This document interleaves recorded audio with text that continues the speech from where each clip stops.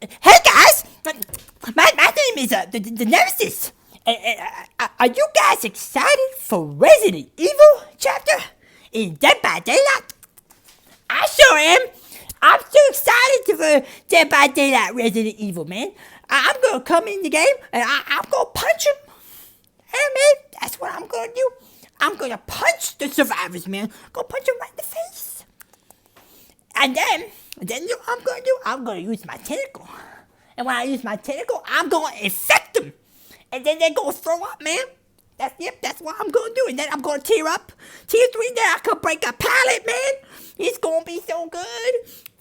Look at my teeth, man. I got some really good teethers. I got the best dentist in the world. I'll give you my dentist card if you want my dentist card, man. I give you my dentist card. If you take my dentist card, man, I think that you can have as good teeth as me in Dead by Daylight. Look at that thing, man. Am I the only one that thinks they butchered his design? He looks so bad. I don't know what it is, dude. I don't know if it's the lighting. I don't know. I don't. He looks like a total geek.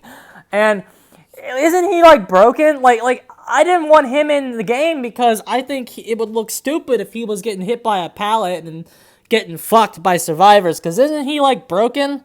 I don't know. This whole thing has been awful. I think he looks like a total geek. He looks like these clowns in my comment section that say, Rosie, you don't like the game? You don't think Dead by Daylight's going in a good direction? That's what he looks like, dude. He looks like a typical behavior shill. Awful. Okay, so we'll deal with Resident Evil at the end. I want to get everything else out of the way. First of all, people don't really understand that I do like this game. Happy 5 years to Dead by Daylight. I'll get all the sap out of the way right now. Happy 5 years. This is a big deal for the game. Smash 4 didn't even last that long. So like getting 5 years is unfortunately impressive. So good job to the game hasn't fallen apart yet in terms of the player base. Like the product from a match, from in the match to outside of the match, it's completely fallen apart. But at least like people are still buying the game. And this is going to be a successful chapter. They're going to make a shit zillion bucks. Good for them. Lots of new players will be coming in. This will be the success that they want it to be, unfortunately. And then the issues we care about are going to get further pushed onto the back burner. But that's all right, I guess. Yo, you're not playing competitive teams every time, man. It's fine. Okay. So, before we dig into the actual chapter and the perks and all that crap, let's deal with the other stuff first. Let's start with the roadmap. I went through, I played Dead by Daylight so you don't have to. I watched the stream so you don't have to. I watched the stream and cut every piece of irrelevant, unimportant information. All the cringe questions from all the cringe fog whispers, cut all that garbage out. All the LGBTQ into the rainbow, I cut all that garbage out. Everything here concerns game health, meta, etc., all the important things that you look for when you actually boot the game up. Okay? So, let's go ahead and head into it. This is the, I believe this is this the Resident Evil part? Someone's gonna do that last. Yeah, it is. Look at that, we'll do that last. Also going to talk about the 4 tomes for the archive that come in next. And we will finish with the 4 pillars of Dead by Daylight and all the feature that comes along with it. Open up a cold beverage. I know I got my Coca-Cola right here, this dude. year with a unique and incredible license. I'm so pleased to work on Resident Evil, and we can't wait to see that DLC out and see the player having fun Feel with dirty, bro. it. I had work today. I Obviously, would have did a cannot say live anything reaction about if the DLC. Top secret. I wasn't That's busy. fine. We'll spill the beans at a later date for sure. But something that I can say is we are going to release a total of 4 4 killers. This is like the roadmap 5 and shit. and not. Okay, so they're still doing the 4 killer schedule. Okay, they're still doing the 4 killer schedule. However, poltergeist in my house. However, there's a caveat. 4 survivors and also 2 new maps. 2 new maps. That's the big caveat. So they're still sticking themselves to a 4 killer schedule. Okay. However, they have still decided to cut back on maps. Okay. I think this is great. I really do. Okay? The maps are the biggest fundamental problem in Dead by Daylight. Every time they add a new one, fixing an old one becomes less important to them. Fixing an old one becomes something they can just continue to put on the back burner. Fixing an old one becomes something that they just won't get around to for a few years. So, and with how big of an issue map design is, I feel like the more maps they crap out, and we haven't had many good maps in this game, so whatever system that they're using to do maps right now continues to not be very good. And since they continue to use this system to shit map after map after map after map, that's why you continue to get garbage maps in this game, usually with broken tile design that favors Survivor. That's why you see it. Because whatever they're doing right now isn't working. Okay? So, slowing down on maps, taking out some of the bullshit, and some, of course, the atrocious breakable wall design is really getting worse and worse by the update. I really hope that this next map has a lot less horrendous breakable walls, but you never fucking know.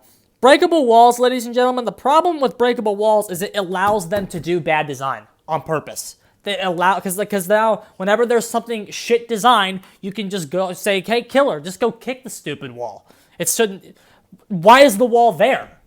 Okay? Why is the wall there? Why do I have to, as the role that requires a better time management, why do I have to kick the fucking wall? It's stupid, bad, it encourages bad map design on purpose, and I just don't like it as a whole. I think it had potential back when the God Loops, because they did it in the wrong order. They did God Loops in the game, God Loops deleted, God Loops recreated with breakable walls. Had they not put the fucking holes there, and we could see how great the map, like some of them tiles were with the holes, putting breakables is stupid there now. It should be, admittedly, one of Scott John's better suggestions is that the survivors work to build them up. That's a little bit better. Because it allows, because the standard map, when you load into a standard map, they design it with poor design in mind on purpose. Whereas you have potential bad design if the survivor invests a little bit of time in it. That's a little bit better. So, I don't know. The mechanic of breakable walls is a colossal failure in and of itself. I don't know why we got on this topic. But my overall point is that if you see some goon that is excited for maps, they don't really know what they're talking about. A restricted map schedule, I think, is definitely good for the game. I was very excited last year. One of the best things about last year was that we got no new maps, with the exception of, we got 2 new maps last year, right? Yeah, we got Shitslingers map, and we got, unfortunately, we got Midwich Elementary School. So 2 maps a year, I think, is good. The licenses should always get a map, and then maybe 1 other map a year. If we do 1 licensed character and then 3 OCs, 2 of the OCs don't need maps, and then you give 1 OC a map, and then you give the license a map.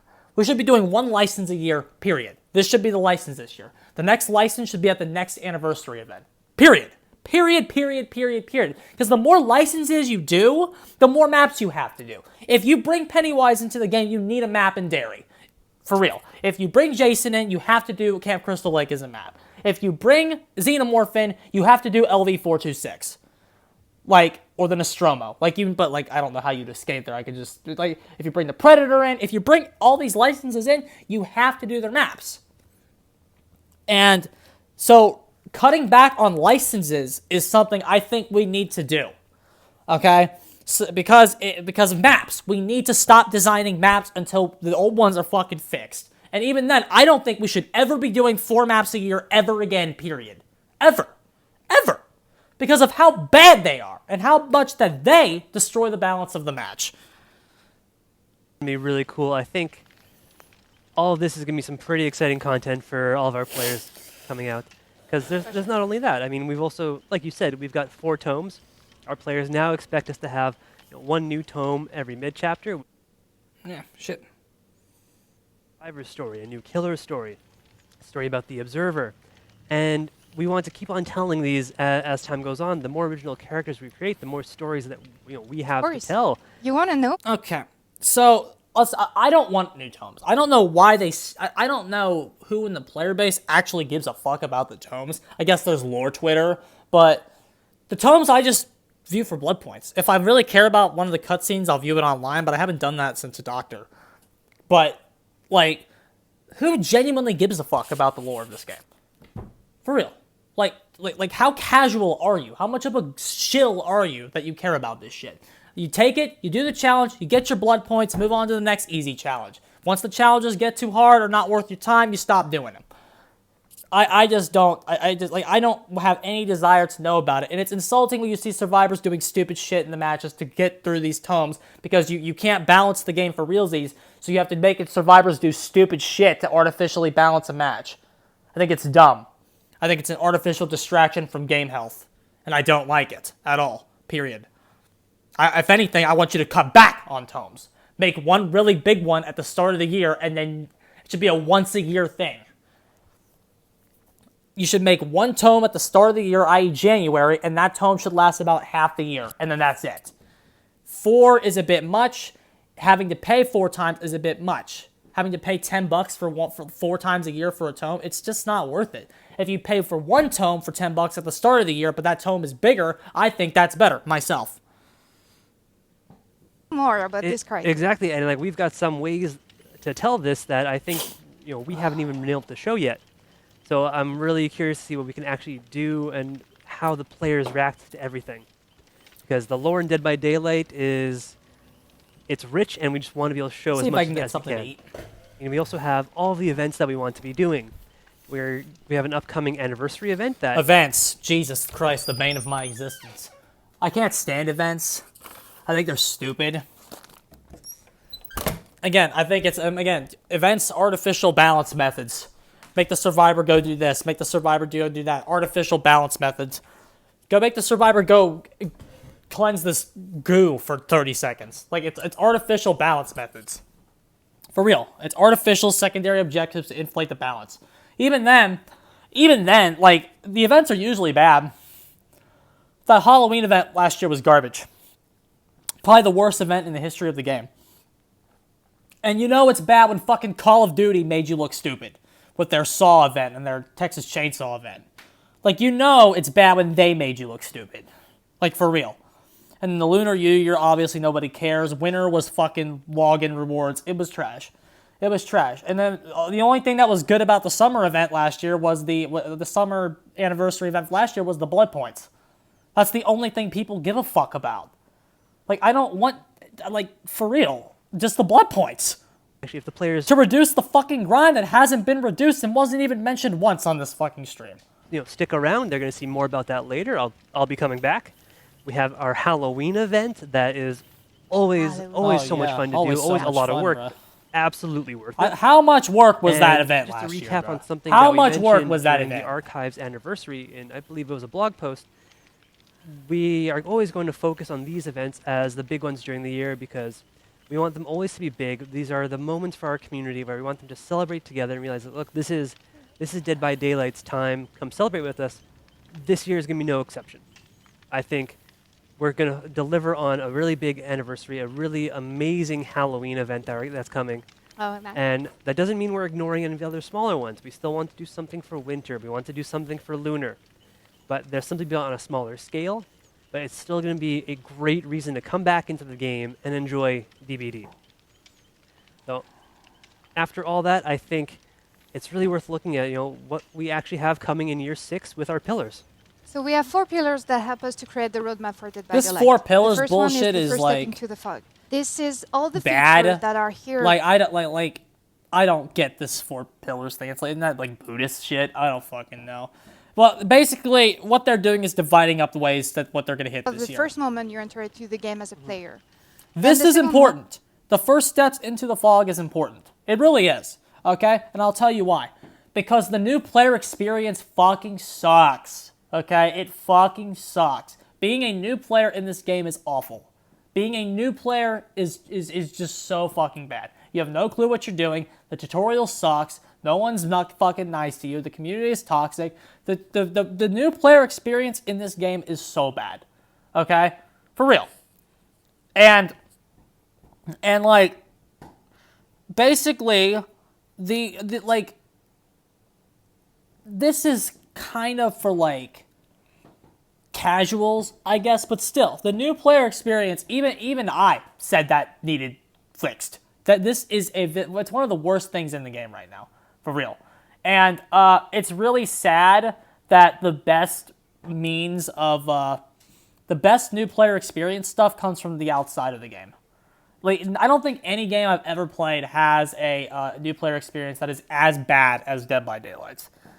Even on a casual scale. Just playing...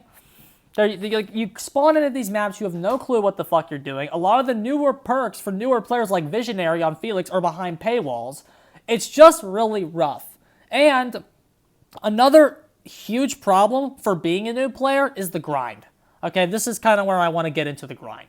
Okay, because when you are a new player, especially if you're going to play with some friends that are actually decent, like if you play with if you're rank 20, you play with a rank 5 friend, and let's just say or maybe someone that like hasn't played in a while, you kind of get back into it, like you're going to be ranking up quicker than you're going to be doing the grind.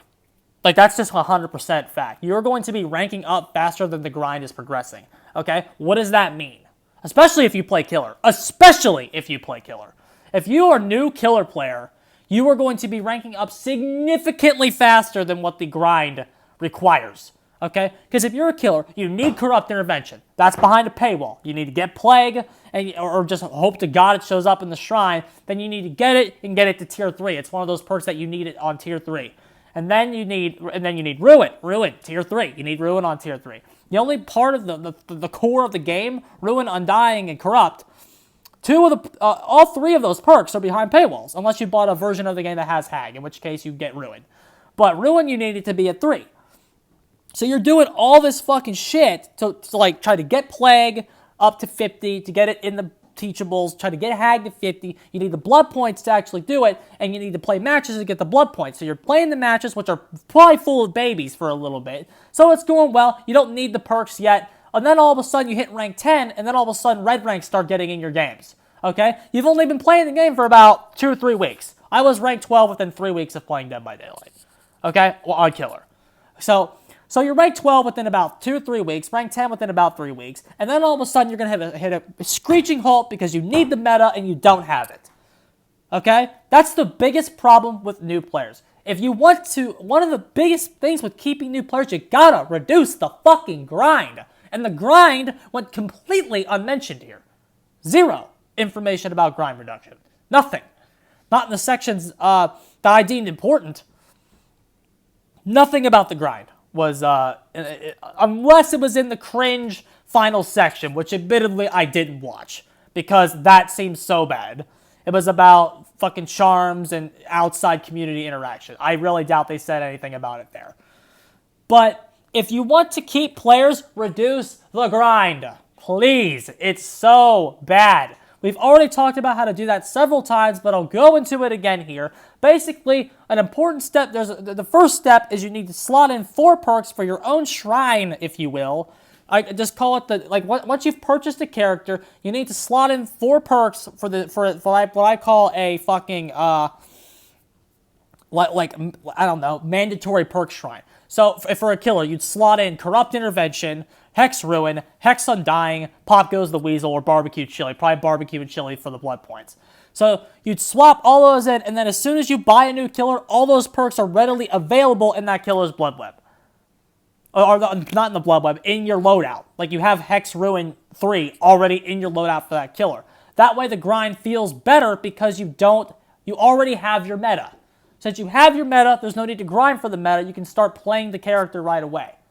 Because right now, as soon as Nemesis drops in the game, playing him realistically, especially at red rank, is going to be behind a wall of the grind.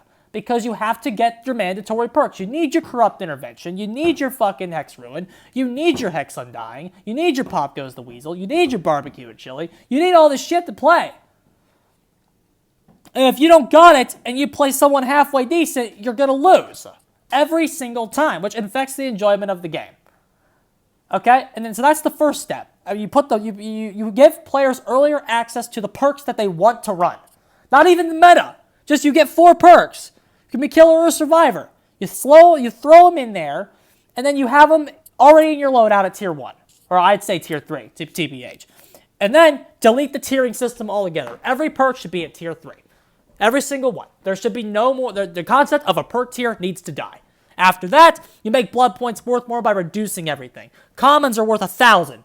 Yellows are worth 2,000. Greens are worth 3,000, which is what a common is right now, by the way. Purples are worth 4,000. Iridescents are worth 5,000. And then you get rid of the clutter. Get rid of all the fucking offerings that nobody's using. So that Vigo's Jar of Salty Lips, get rid of it. At least reduce the rarity or rework its effect to make it better. All this crap that no one's using, get rid of it. And then you have a better blood point economy. You have the shit you already want to run in your build. And the grind is reduced successfully. That's all you have to do. And that will improve your new game experience, ladies and gentlemen. That fixes it. That's a solution. Is the game house. Game house is really important for us. It's really everything that is optimization, bug fix, and stabilization for the game. The third one is the Realm Beyond. And this is a work of visual update that we're starting to year 5. Okay, And the that's the final one I didn't watch because it's all about the visuals. So like I watched Roadmap first, and then I didn't watch that one because it's about the visuals. one is live design. Yeah, Cut I that think out. We all don't that need to go stuff over that. is Why super design is interesting for us to be important. going into, and to even like dive in further so everyone knows what's going on. For the first steps into the fog, we know, like with Resident Evil, tons of new players are going to be coming into this game. If I was a Resident Evil fan that hadn't heard of Dead by Daylight, I know I'm going to be checking it out. So we've really taken a look at our entire tutorial process, every way that we teach players how to play Dead by Daylight, and tried to identify what we need to fix or what we need to improve. DBD, honestly, it's a very complex game. We know we don't do necessarily the best job of teaching people, but I think we've made a great improvement, and the first step to that is by reworking the tutorial itself. So from the moment that player actually steps into the game, This is going to be better for survivors than it is for killers. Their tutorial rework. Okay, how they're going to tell you to play killer is to bounce around, don't face camp. Basically, you're going to see a very neutered survivor rulebook version of the killer. Avoid unnecessary slugging. Like, they're going to tell you a very, very, very survivor-favored version on how to play killer. If you want to play killer, you need to look online. You have to find sources. True Talent. Otts, to his credit, is probably carrying the new player experience on his back right now. Okay? He doesn't carry the veteran player experience. Otts is good for new players, bad for veterans. True Talent is good for veterans, bad for new players. They're like, those two are inverses of each other, for real. Otts has been improving his veteran experience by like doing all those videos with the comparisons, but those are the people he gets, not him. But yeah, that's how it is. Otts is bad for vets, good for new players. True is bad for new players, good for vets. But seriously, a lot of the new players' experience is being carried by outside creators, and especially for killers. Survivor, it's pretty clear how to play Survivor. Okay, the Gen Rush. If you want to learn advanced Survivor techs, you have to leave kind of the game because the game isn't going to tell you that you can Gen Rush the killer in like 3 minutes if you're good. Okay, the game's not going to tell you that because the game wants you to think it's more balanced than it actually is. This game is fucking a shit show in terms of balance. You can Gen Rush the killer in 3 minutes if you're good. That's a fact of this game that has remained constant since release. That has not changed at all. Except for maybe Nurse, Spirit, Blight, and Twins. You could probably beat them in 6 to 10 minutes. It's going to take a little longer. But everybody else, Gen Rush. It's not hard.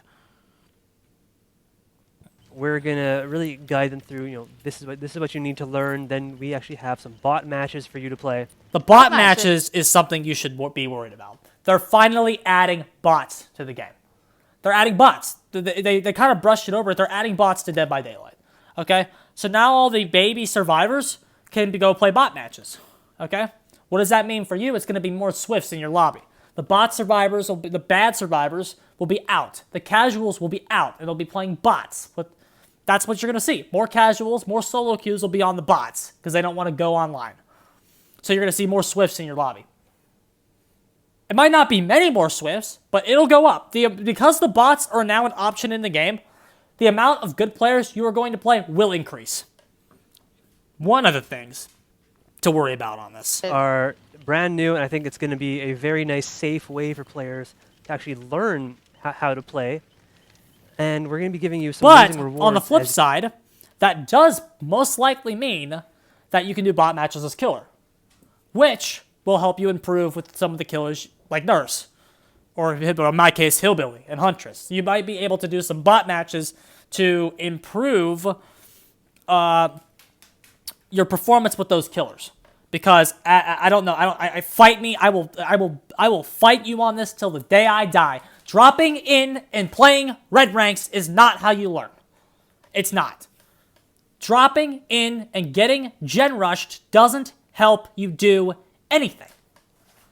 You're dropping in, you lose in 4 minutes, and you maybe were in 2 to 3 chases before they pop the gens. That does nothing for you. Nothing. However, if you're on the bots, you might have time to learn how to fucking control the Nurse or the Hillbilly. Might be able to figure out how to aim your hatchet, because you're in a game for longer than 2.5, 3 minutes. For real. You go along the entire thing. On top of that, we're looking at other things that have... on the flip side, another flip side, that might just be entirely tied to the tutorial mode. And if it's entirely tied to the tutorial mode, then everything I just said is irrelevant. Like, there's a lot of possibilities there. Been, like barriers, I would say, for players getting even deeper into the game. As we covered before, the biggest barrier for entry in Dead by Daylight right now is the grind. And I thought he was about to talk about it, but they didn't. We're talking like matchmaking being, too long. Matchmaking is not the biggest barrier of entry in the game. Okay? Matchmaking, honestly, you want to know the fucking truth? The bad matchmaking is what is saving Dead by Daylight right now. Because the bad matchmaking is the only thing standing between killers and the balance. The only thing. If you were to delete the bad matchmaking, you'd have to retool the game from the ground up, which is what I want. But I don't think these people want to do that. You will never see a fixed matchmaking system in Dead by Daylight. When they try MMR, it's going to fail again. Because they're never going to program it right. They're never going to let it happen. The reason that because they already have a narrative that you can't do it, perpetrated by morons like Scoot and his cronies. And since you have that narrative, you don't ever have to do MMR. You don't have to do a kill and escape MMR. You don't have to, because you have cronies that will say it doesn't work, when you're never even going to try to make it work, because you know that the balance is so fucked that why would you try? That's their point. Why would you even try? That's Scoot's point. Everyone's point is, why do you even try? Why do you even want to do this? Why do you want to fix the game? Why not just let the game suck? Why don't you just want the matchmaking to continue to suck and let that be the reason that the game is remotely playable? Because beating rank 10s isn't fun, motherfucker. That's why. It's really frustrating when you get a win that feels nice, and then it's like, oh, it's against babies that I shouldn't be playing because I'm rank 1. It's against a rank 20 and 2 green ranks, and then I get a 1 rank 2 in there, though, bro. Who just let himself die on hook because he realized his teammates were clowns.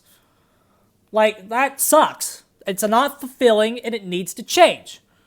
That pure and simple. And so we're trying to find ways. Yeah, that's a big one. It's it's not easy. I think you can say. Yeah. So what we're really looking into is ways to incentivize players to maybe play a role that has like less weight or more of a need at that current point in time.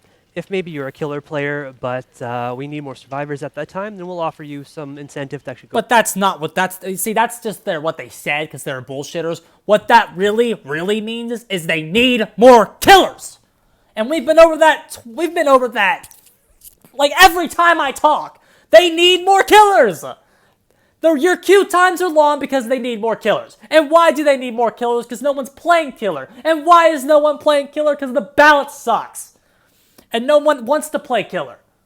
Nobody wants to play killer because it's stressful, it's not fun, it fucking sucks, and you should lose in 4 minutes if they're good. Playing killer is awful right now. How about you incentivize people to play killer with a better fucking experience and not bribe them? How about that? You should be incentivizing people to play killer through proper changes, proper updates, proper nerfs to Swift, proper nerfs to the maps, proper nerfs and buffs to these horrendous killers to make them better. Instead, what's going on, as always, is they're going to bribe you with blood points. Killer's so bad. Here, if you play Killer, we'll give you double the XP for the match. We'll give you double blood points. How about you bribe people to play Killer by fixing Killer? It's like they're literally going to bribe you to play Killer now, guys. That's how bad it's getting. That's how bad the role is right now. They're literally bribing you to play the game. Play Killer, please! Jesus. Play that. On top of all that, I mean, we're constantly working on the matchmaking in the background, trying to find ways to optimize it to get you into matches faster. Get you into matches faster, because that's all you give a flying fuck about. That's all you give a fuck about. How about you let people play bot matches while they're in queue? That way, you can play the bot matches in queue while you wait.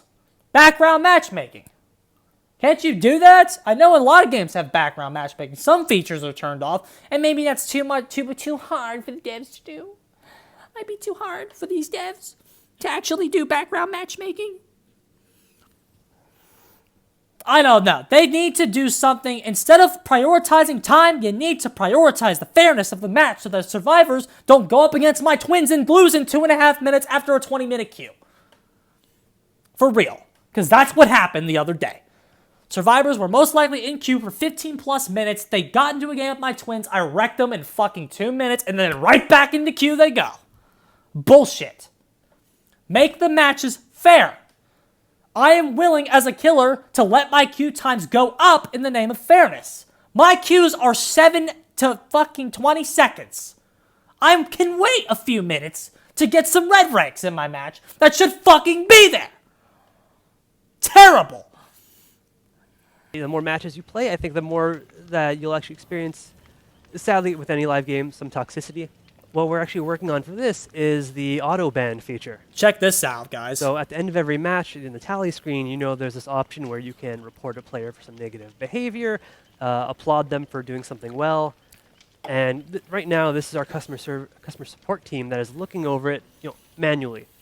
What we're doing with this change is this is going into an automated system. If players receive a certain amount of negative reports, we are going to take action. This is worrying.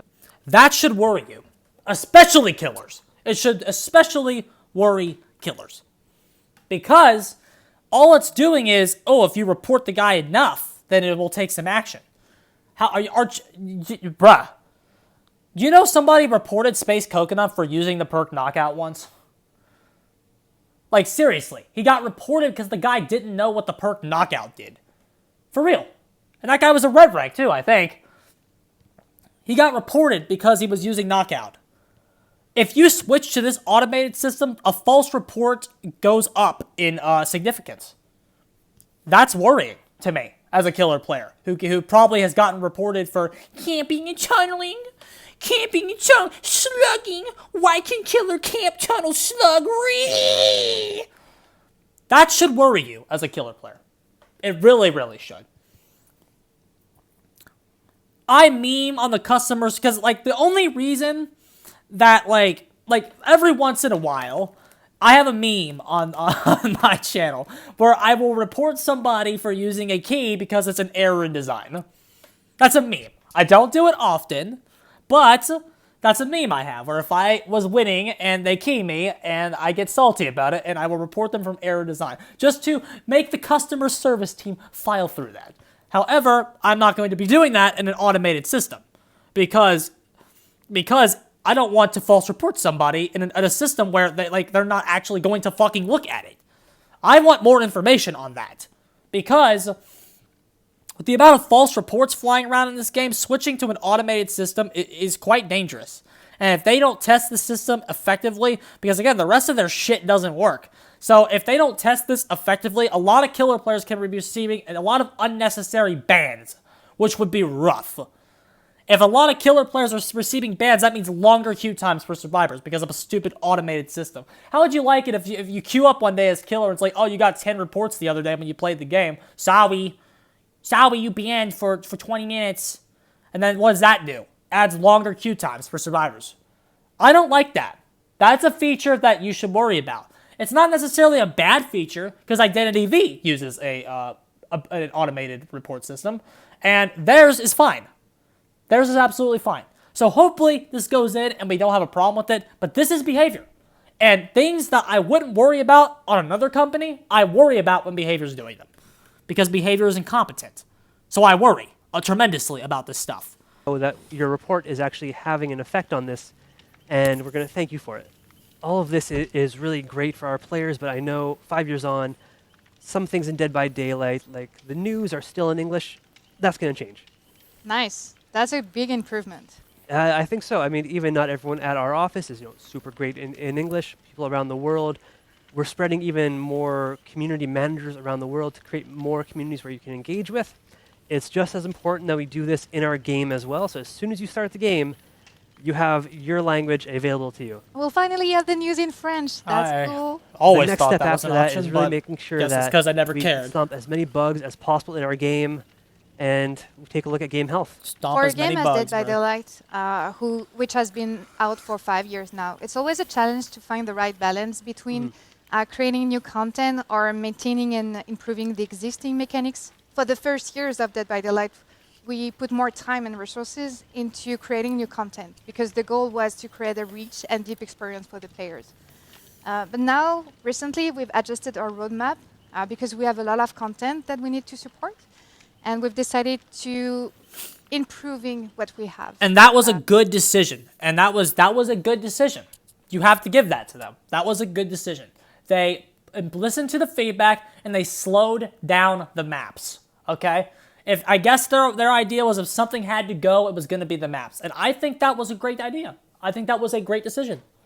And that's why I am super thrilled that they've cut the maps back. That was a good decision. Cutting the maps back was a great decision. And if they ever go back to 4 maps a year again, I will criticize it. 2 maps a year is more than enough. I think. I think they should do 1 a year. Myself. They should design it all year. Constantly playtest it. Constantly improve it. So when it gets dropped into the game, it's not a shit show. I can't believe some of the maps like Midwich even got dumped in the game. I can't believe some of those reworks got dropped in the game. I cannot believe we reworked fucking Meat Plant. That's the big one. How did you playtest that and put it in? I think that one needs hit. I think they need to nerf that tremendously. Mostly. Yeah, I think that's really a really important thing. That's it's good that we're taking time for it, because a lot of our earlier content, I think it was great to bring everyone together. But eventually there's kind of a maintenance cost. You need to make sure all this new content is working together properly and that there's no issues going on. So we have 2 ways of doing it. The first one is really looking at the game and see what we can do to improve it in terms of stabilization, optimization, gameplay fixes as well, but also making the game less exploitable. So that's a big One chunk of thing things. I've actually criticized on here before is the fact that it doesn't really feel like a conversation. I actually liked the overall presentation of this stream. And I don't, I mean, it still sounds really scripted and shit, and I wish McLean was here. McLean was nowhere to be found. But Olmo wasn't here. They left Olmo off the stream. Thank God. Continue to leave him off. Continue to leave off. I never want to see him again. The people I don't like weren't here today. Except for Dave Richards. Which, you know what? I haven't seen Dave Richards in a year, so I kind of miss him. But they left Olmo off. They left P90 off. Everyone that leaves a bad taste in my mouth as a killer player, they left off today. Thank you. I appreciate that. I do. And I don't think they should come back on either. Every subsequent Q&A, I get that this was a bigger one, and they always like to bring in some new faces for the anniversary because it's a little bit bigger. But I think you should never see Olmo again. You should never see Penitus again. Every Q&A should be Not Queen and McLean and Patrick. If you gotta have Patrick. Patrick was alright in the last one. He talked a lot, but it was alright. But Not Queen and McLean are all you really need. Honestly, you just need McLean. Honestly. If I was doing it, I'd say, McLean, go talk to him. Everyone else don't need to be there. McLean, go talk to him. But if you gotta have the others, that's who you have. No Olmo, no P-Nitus. Ever. Ever again. No Dave Richards either. He's horrible at those Q&As. You ever see him be on that shit? He's bad at them too. But on the other hand, there is something that we need to take care of. We need to look at our internal processes and make sure that internally But yeah, we see, can like also the improve conversation as well as the game. aspect. And for that, Like, as they're an sitting example, down and we've they're talking. decided They're not recently just, like, to migrate the clearly user reading a interface of the script. game I to mean, a they're technology scripted that for is called sure. UMG. It's the UI manager. They're of, definitely scripted, but like Unreal. it feels a And little the idea better. here is to stop working on outdated technology, and we take this opportunity to redo all our screens to also make them more performant. I feel like there more might be like modern, cue cards or something so we can behind have them. more Like, yeah, features read as this, well read in this. I think that's going to be great, just because once that's done, every screen is going to feel fresher, and it's going to allow us to do so many more things. And I mean, speaking as a product manager, I'm pretty excited for what I'm new sure things you we are. can actually bring into the game. Obviously, it's a long-term process. We need to keep the effort on the stabilization, on the new technology things. But we hope that in the next releases that will be out for year 6, you will be able. My opinion on the technology, I'm not a big technology guy. So I can't sit here and tell you engines this, engines that. I will say, though, that as you get more money, you should be investing in higher pieces of technology. If they're cutting corners or on technology, then that needs to stop. I don't know if they are. I can't say. I'm saying if they are, that needs to stop. That might just be what they said, but I don't know. I don't speak that language. As a player, to see more stabilization. Yes. And on Stabilization is important, though. Whatever McLean did to fix the game on that recent patch, whatever that man did, I commend him for. Grabs work. Whatever he did was brilliant. I have I'd say about 80% of my grab attempts have worked. And that is insane. Because like before, it was I could basically only grab off of hook rescues. That was my only grabs that would realistically work. I've gotten grabs from tiles now, off gens. Like grabbing is so much more consistent. And I think it was McLean, right? McLean really helped improve the killer experience by a quick optimization patch. He had made killer feel so much better. Shit. also going to talk about the. Shit. One or two fuck-ups was bound to happen on this. Also going to talk about the 4 tomes for the archive. That's going to change. Where the hell were we? Improving the existing mechanics for the first years of Dead by Daylight. Okay. As a player to see more Here it is. stabilization and only concentrate on the fun for the game. And talking about keeping and maintaining what is already there, what are coming up next for the visual update and the Realm Beyond? So for the Realm Beyond, I think Okay, let's skip this. That's about garbage. but I think that's the point. So on top of all of this, we're starting to look at some Survivor reworks. So I think we've already Cosmetics and shit. And just say, okay, I'm going to play something different tonight. I'm going to discover something. Who cares Good about time. this shit? Exactly. I think that's really just to sum up all the Okay. pillars. So, let's get into this now. I'm Matt. Design. What this is the that was kind of the roadmap, and now this is the live design. This was probably, but aside from the main chapter, of course, the second most important part. Director on Dead by Daylight.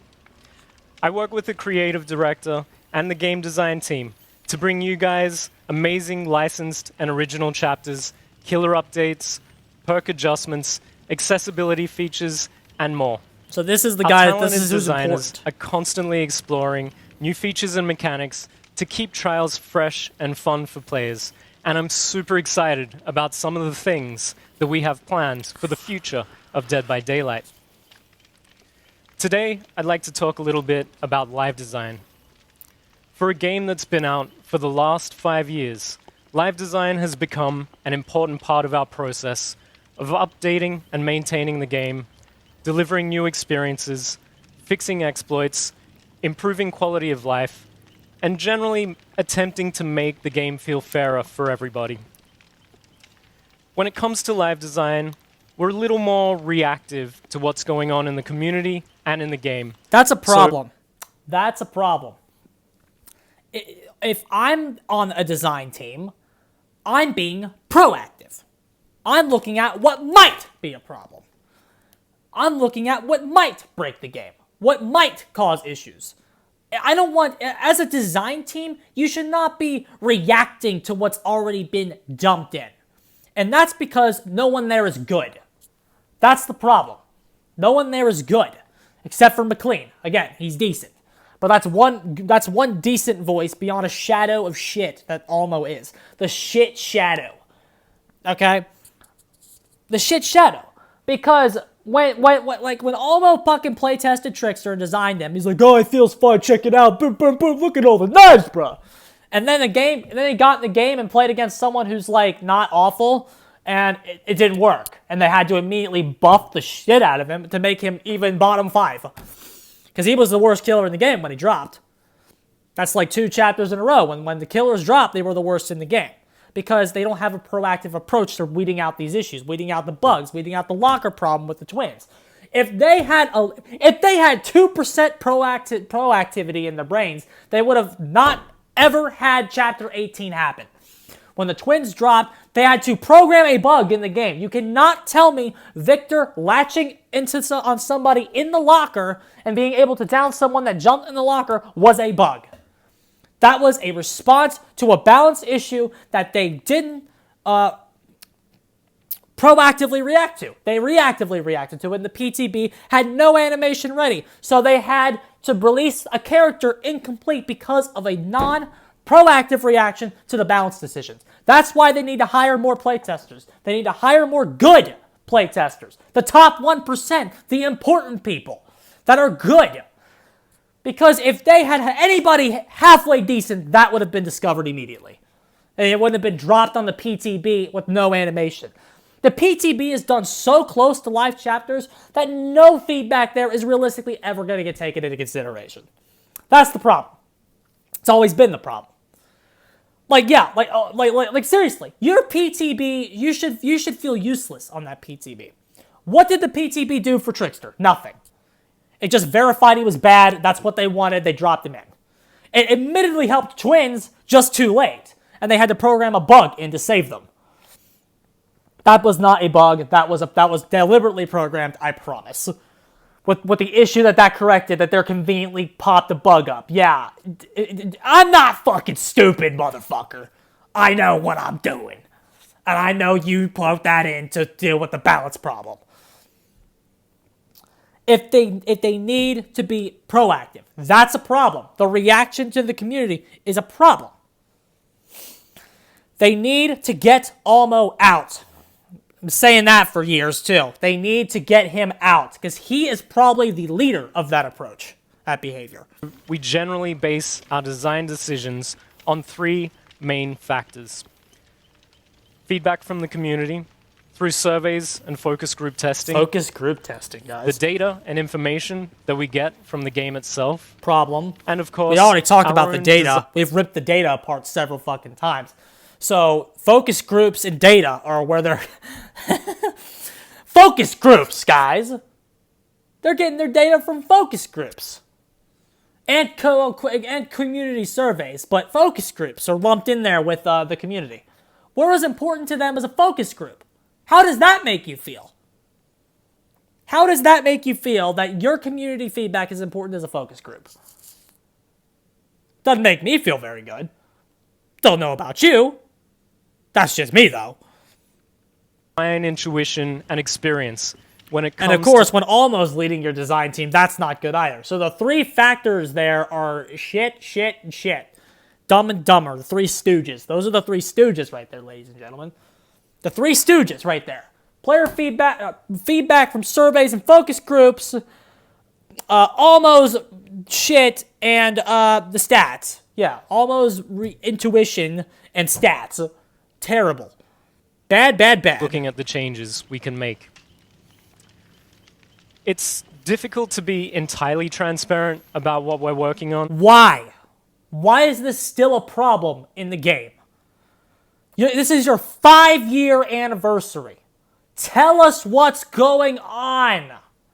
I want to know what the Mori change is. I want to know what the key changes. I can't tell you if the Mori change that they're talking about is a buff or a nerf. I can't tell you because we know nothing. I wish you'd have 3 ideas to explain it to me. Like, give us something. I know you can't be fully transparent about an idea you don't have yet, but if you even have a beta idea or an alpha idea, I want to hear it. Keep me in the loop. It's how you show me you care. You give me some substance. You give me something to work with. It's negligent that you don't. It's negligent that you don't and that you continue not to. While the team's in the design phase, certain features and mechanics are often still being prototyped and play-tested and go through numerous changes along the way. That said, there's 3 things that we're super excited to share with you today. New killer updates. Not one is the early game mechanic, by the way. Not one. So a feature that they announced last year is still dead. I know it got quote-unquote evolved, reprogrammed, repackaged, evolved, canceled, whatever you want. Nothing about that. Nothing, still. And their associated timeframes. A brand new type of perk that we're working on for survivors. And finally, a bit of a shake-up to the Memento Mori system. Over the last few years, we've made many small adjustments to our existing killers in Dead by Daylight. Some of our killers have had even more significant updates to their powers and abilities, such as the Doctor's Static Blast, the Clown's Afterpiece Antidote, and of course, the extensive overhaul of the notorious Freddy Krueger way back in 2019. And while we feel that there's still many small adjustments that we would like to make across the board, our main focus for Year 6 will be on addressing the newest killer. Okay, so sorry, Myers. Sorry, Legion. You get nothing. Myers, Legion, Trapper, Pig, it will continue to be archaic and overlooked. Terrible. We're not done with these reworks yet. That fucking C tier, the whole C tier needs a buff. At least the whole C tier. Plague needs a rework. A big one. Plague needs a rework. Legion needs a rework. Pig needs a rework. Myers needs a rework. Ghostface could debatably use something. Power Creep's kicking him in the ass too, as Wraith starts to go above him. Ghostface could use something. A lot of these killers are getting hit in the ass by a power creep. It's starting to happen. As optimization for some of these newer killers comes out, for real, Shitslinger, bruh, the king of optimization is the Shitslinger. He started bad. People, don't forget that. He started bad. His player base optimized the fuck out of him to the point where he's borderline top 10. Debatably is. Debatably better. He's that good now. But those C-tier killers, bro, they need something. We're not done with this. And listen to this that they're saying. That has come into the Dead by Daylight roster. Moving forward, we're hoping to review, update, and release small balance patches for every new killer within the next 2 to 3 major updates after they go live. This is not new. Don't forget that. They released, what was it called? Like, remember when they, in one of their fucking patch notes, they were like, we're going to do, as soon as the mid-chapter patch for the following chapter comes out, we relook at the previous one. Remember that shit? And then they did it for Pyramid Head where they nerfed his cancel. Remember? Remember that shit? This isn't new. So this here is a waste of time because this is telling everybody information we already know. And that is, of course, on top of any hotfix adjustments that we may make along the way. In this way, we can generally stick to a clearer time frame that gives us enough time to review and analyze the community feedback. That's good news for Trickster, though. That's good news for Trickster. If you like Trickster, that's some good news because he might mean he's going to get more buffs because his buffs were weak. He's still weak despite his buffs. So hopefully that's good news for him. Maybe he'll get an update. Maybe he'll get some, because it's only been 2 updates, and like I consider his other buffs to be a hotfix because of how shit he was. So hopefully that means good new things for Trickster, and he'll get something else. The game data. Soon, when players see that a new chapter is out, they'll also be able to expect some balance changes, value tweaks, and small quality of life improvements. Good for news the for previous Trickster. killer in that same chapter Bad or news the for mid-chapter everyone patch else. after. Bad news for Myers. Bad news for Legion. We're also bad working news on for a Pig. brand new type of perk. Something that we haven't done for a while. Unlike... We're working on a brand new type of perk, and there's been some other brand new type of perks today. This is their substitute for power creep, ladies and gentlemen. Even though that it's really not a substitute for power creep, because power creep still happens anyway. Power creep's happening in this patch. For real, it is. But this is all a response to the fact that the game is stale. The survivors, I even saw survivors complaining the other day that they haven't gotten a meta perk since Dead Hard, which isn't true. Their last meta perk was Medal of Man, and it was nerfed, deservingly so. Deservingly so, that perk was nerfed. But never forget that the survivors, and like, you can't expect a survivor that wants to win to not run the meta. That's killer entitlement if you do that. So like, survivors were like, they had a point. They were like, what do the killers expect us to do? Run bad perks? No, of course not. Your perks should be your perks should have been power crept out of the game a while ago. Dead Hard shouldn't be meta anymore. Adrenaline shouldn't be meta. And honestly, it really kind of isn't. It really kind of isn't. But what I'm saying is that the meta has been so stale for so long, and the game is stale for that reason, because you don't power creep it. So, they have to introduce new types of perks to make up for the attempt to not power creep the game. Because remember, the attempt to power creep the game never works. Because once something broken comes out or gets discovered, you kind of have to fix it. Hex totem perks and obsession perks. This new type of perk is for survivors, and we're hoping that it will introduce some really fun and interesting gameplay moments for survivor fans.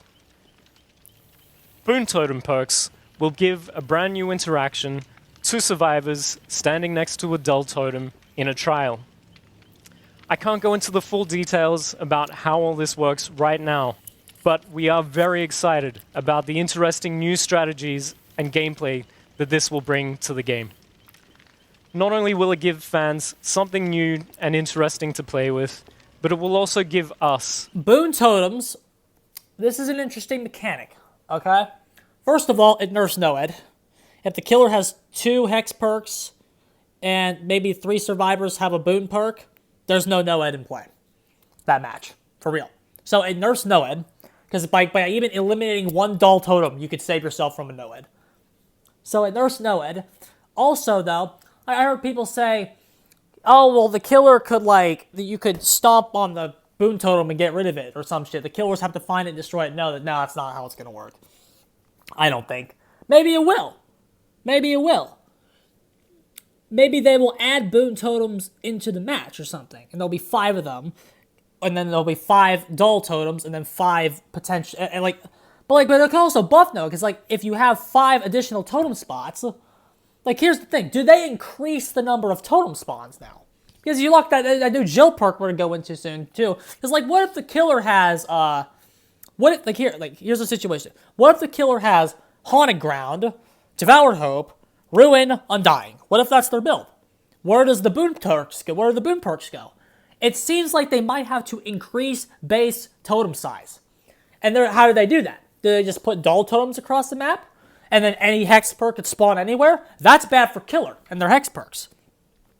Because what if a boon totem says, they already said you get a new effect when you stand next to the totem. So what if your boon totem is 3% increased gen repair speed? So while you're next to it in the next 30 seconds when you leave the totem. What if that's your, maybe 5%? What if that's your boon totem perk, okay? So, in order to make this perk more useful, they add dull totems right next to a gen to make that more useful. Multiple gens, maybe. However, pretend, oh, look, Killer's Ruin spawn right there. This match, right next to the gen. That's bad for Killer, if they do that. So, but do they add potential, new types of dull totems that fix the RNG so only the boon totems can spawn there? There is a lot of potential problems that this brings to the game and the hex mechanic. Problems that I'm sure no one else is talking about. This mechanic needs to be done carefully because it can screw with Ruin. Ruin is the glue holding Killer together right now. If you screw with Ruin too much, you screw with the health of the game. And you screw with Killer. Ruin's already got screwed enough with this patch because of Jill's new perk, which is the biggest example of power creep the Survivors have had in a very long time. A perk that I suggested for Survivors, by the way. That's how you know it's good. I suggested it. And it's actually better than my suggestion, which I already thought my suggestion was really good. And it's better than that. So that's scary. But this needs to be... But if they add 10 totems around the map, that Jill perk could potentially be useless for blowing your Ruin up. For at least niche and situational. It all depends on what they do with this boon totem mechanic. This is interesting. This is one of the more interesting topics of today. Because this could change a lot of things. It could potentially be a very bad thing for a Killer. It could potentially. Because of how it might screw with your Ruin if they decide to implement it in a bad way. This is interesting. We need more information. What we have gotten today leads a lot of questions. A lot of questions and some worrying potential on the Survivor side. Like, what kinds of perks could even be good for that? While you're standing next to a totem. They would have to be good ranges or something. Because, like, what do you define as standing next to a totem? Do you get to see the aura of the totem? So you know it's there? Like, what if there's a boon totem that says, move 5% faster while next to the totem? And is that aura revealed to the Survivors at a Long Wall Jungle Gym? Then what? 5% faster with the boon totem in play. And that'll affect everybody, so a Swift could bring that. And imagine if that's at the Killer Shack, which is already borderline mind gameable if the Survivor's good. Then what do you do? Or what if boon totem lets you see the Killer's aura, as long as they're within the range of the boon totem? There's so much broken shit you could potentially do with this. This might be the future of Swift right here, this mechanic. These perks might be the future of Swift, especially if the Killer can't blow them up. If the Killer can't blow them up, and it's an effect like that, that's bad, bruh. It could potentially make even unsafe tiles a lot safer. So, there is potential to really fuck the game up here. And this mechanic should scare Killer players. It really should. I'm worried about this. It's interesting, and it could be good, but these devs are going to release something that'll probably fuck the game up because of it. Either fuck with your Ruin, or fuck with tile design, or fuck it, why not both? That scares me, and I want more info on it. As game designers, the opportunity to come up with creative new perks in the future. Because they can't power creep the game, they have to resort to new mechanics, which ultimately end up power creeping the game anyway. It doesn't make any sense. Why we don't just power creep the game naturally? And we're looking forward to releasing the first of our Boon Totem perks in an upcoming chapter. So that's going to be next chapter. We're also looking at revisiting how Moris are triggered in the game by Killers. This is interesting as well. We've been listening to the fans and seeing the effects that they can have in the game. And despite the recent changes to Mori offerings, we feel that there's a less toxic way that we can approach this element of the game, and that's something that we're going to be working on in the future. Currently, a killer can play an offering that grants them the ability to eliminate a survivor from a trial by their own hands. Before the recent changes to the Mori offerings, this allowed the killer to end the game prematurely for any unfortunate survivors that ended up on the receiving end. We're discussing a new approach now to triggering Moris that is no longer based on playing an offering. That's the key right there. Like, people are saying this is a... people on my Discord, Reaper, was saying this is a nerf. Is it? Is it a nerf, though? Because if it's not based on playing an offering, it's in the game base. But rather integrated into the core gameplay of the trial. That means that killers that don't have access to Moris like me, I don't run the fucking things, because I think they're dumb. If you take off the Moris from, let's say Shitslinger, his condition for Moris is hitting 15 shots and then you can Mori somebody, or something like that. What if that's his Mori condition? If every killer has different Mori conditions, that's a buff to the fucking Moris because now I have access to them. Maybe Ghostfaces get 6 marks in a match, or maybe 6 marked downs. I don't know. Myers is I don't know. It offers the chance for the Moris to be integrated into base kit. That's good. That's potentially good for Killer, because if you can fulfill these conditions, that might be easier than getting the 12 hooks. Also, it might not be. But let's say Trapper has an easier Mori condition than Nurse, and Trapper can now Mori a Survivor quicker than Nurse can. Well, that's obviously a big extreme. But let's take Spirit and Nurse as an example then. What if Spirit's Mori condition is significantly easier than the Nurse's? And then the Nurse's Mori condition is harder. And then Spirit becomes able to kill survivors a lot faster than Nurse can. Does she go up above Nurse? I mean, I already have her above Nurse, but I don't think most of the community does. But what if this integrating Moris into base kits is a buff, not a nerf? It's a buff because the Killer has access to them. Obviously, if there's something ridiculous, then the Killer will never have access to them anyway, unless you're facing a relatively bad team. But even if you're playing a mid-tier team, you might be able to get the Moris now. Obviously, if you're playing a top-tier team, I don't think this is going to affect you at all. You're not going to be able to fulfill the conditions against a top-tier team that's winning the game in 3 minutes. They say that the Killers have to earn their Moris, but if I have access to the potential objectives to earn the Moris within my matches, which I don't have now because I don't play the offerings, that's a buff. Obviously, I want the yellow one to just be in the game. I've always campaigned for that. If you get a 4K, you should be able to end it with a Mori. I've always said that, and that's something they should put in. So I can Mori people at the end of my matches and just cap off the 4K. Feel good about yourself. You just Mori'd some guy, and you'll get to watch your Killer's Mori animation, which I never get to see half the Mori animations because I don't fucking run them. I think this might be a good change for the fucking Moris, to tell you the truth. Depends on what they do with it. This new feature would mean that, in effect, Killers have to earn their Moris rather than be granted the opportunity by simply playing an offering. But however, if it's still tied to playing the offering, then they're bad. If it's in core gameplay and you don't have to just play the offering. However, if you have to play the offering to earn their conditions, they're still bad. They're still bad if that's the case. However, if it's integrated into base kit, then they're buffed.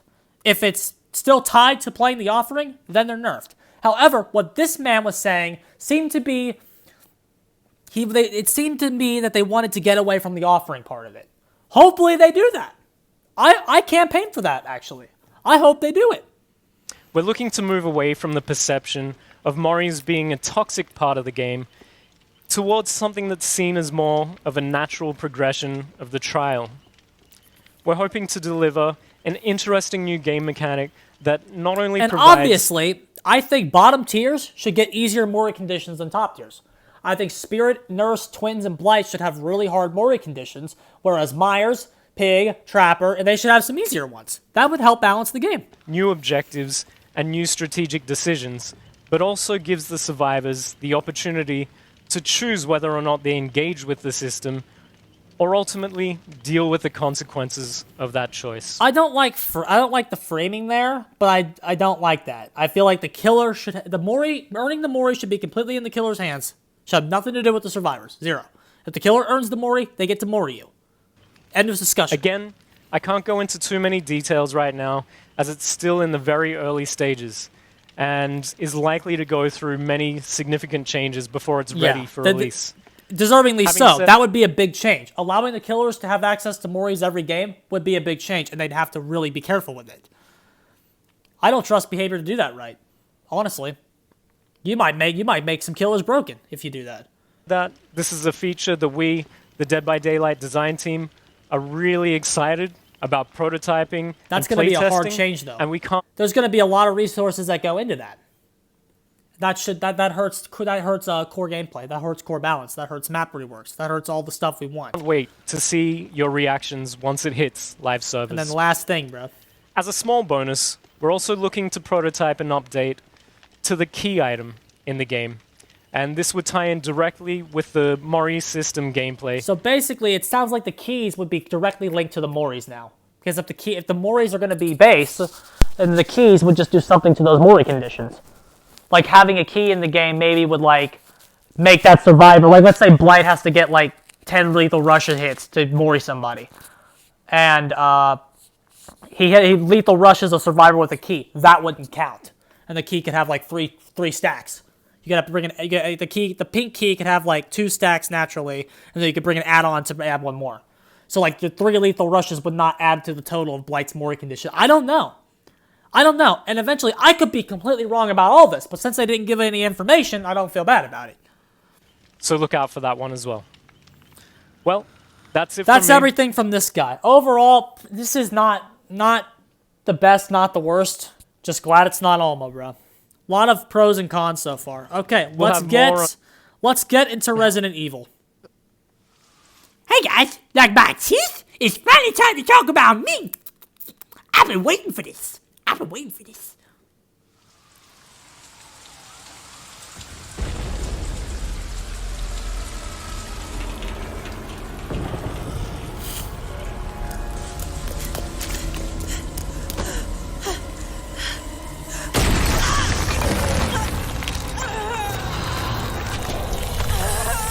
Look at my tentacle, man. I threw her really hard, didn't I? I'm ready for Dead by Daylight, man. He looks like a geek, doesn't he? I don't like his design. I'm sorry. So we got Leon and Jill. Overall, correct decisions on the survivor's part. Nemesis, I didn't want Nemesis. Okay, I'll tell you why. I think I kind of already covered it at the top of the video. I think he looks like a fucking geek in this game. He looks like a geek because he's broken. He shouldn't be here. Getting whacked in the face by Meg Thomas is not what Nemesis does. Nemesis should be blowing through all these people with a fucking rocket launcher. He looks like a geek in this game. You could say that he kind of looked like a geek in Resistance too, but at least he was being mind controlled by somebody who didn't have access to his full power in that game. I feel like you make Nemesis look stupid interacting with some of these survivors. So I didn't want Nemesis. I wanted them to choose someone less powerful, like the vampire bitch, or what's his name? Annette's husband, the guy who's like mutated with the eye on him. I kind of wanted him. I forget his name, but I kind of wanted him. That was never probably gonna be a common choice. I didn't want Mr. X, but like I don't think Nemesis was the right choice. That being said, if realistically from a financial standpoint they made the right choice. From a gameplay perspective, I think he looks like a geek in this game. But if they wanted the most dough, it was either him or Mr. X, and I don't think people wanted Mr. X. I think that idea I think people softened on that idea. I'm going to be getting a text from Gracie in a minute. Dave Richards, the man! How you doing? Thank you for joining us today. Finger for this guns, very Dave special Richards. celebration. So we are proud and happy to finally be able to reveal the content of the Resident Evil chapter and be part of the 25th anniversary of Resident Evil. As you may know, the team's been hard at work on the graphical rework over the last year, and that's why we couldn't add any new map to the game. And again, That's going good decision. Good decision. However, it's a new year. I understand a lot of the casual goons want some maps. This is the right time to drop a new one in. I'm not thrilled about it. I think we should continue to slam these graphical updates. We should continue to slam the Haddonfield. The Haddonfield hasn't been hit yet. Haddonfield, the Swamp, Swamp feels good to me right now. I really think they should just fucking leave that alone. But Haddonfield and Swamp, and then what's left other than that? I mean, we're almost done, aren't we? We hit Autohaven, hit Ormond, hit Badham. I think it's Haddonfield and Swamp. And that's it. Larry's needs to be looked at. They haven't added breakables to Larry's yet. So I guess Larry's was kind of the beginning, but that was pre-breakable. So Larry's will probably be the last one they'd look at. I don't know. We're almost done, though. Why don't I understand that we're only adding 2 new maps. So like their reasoning is that we're only adding 2 new maps this year because we have to rework Swamp and Haddonfield, which I say get that out of the way in one patch. So that'll probably be next. Or maybe they do Haddonfield and then Swamp and then split it up into 2 chapters.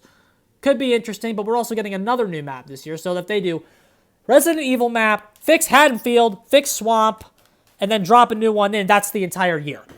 So that's probably what they'll do. Because I can't see them dropping a chapter in with no graphical updates. I can't see them doing that, but we'll see. We'll see. Change with the Resident Evil chapter. So we're So getting on a the map chapter now. release, you'll be able to visit the Raccoon City Police Department. Police station, bro. Okay, first loop. That looks like an Autohaven tile. We know how Behavior designs cars. Those corners are definitely bigger than they look. So I don't really like that tile design myself. I think M1 Killer gets fucked at those tiles with the bigger corners. Not everybody will get fucked there. Just that's a personal thing. I don't like those card. I don't like card tiles. The corners are too big. So that's already a rough start.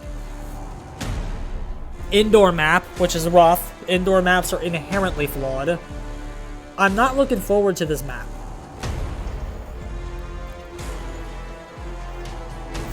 It looks fine. It looks great. It's just that gameplay I don't think is going to be good here.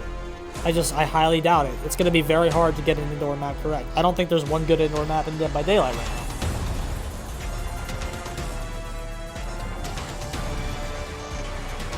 Not the fire doesn't look very good. I hope they fix that.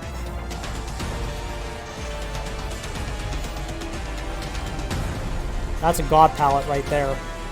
So there's one god palette here at least.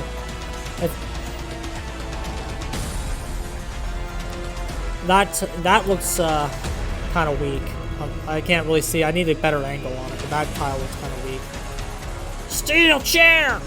Off the skull! Text from Gracie's.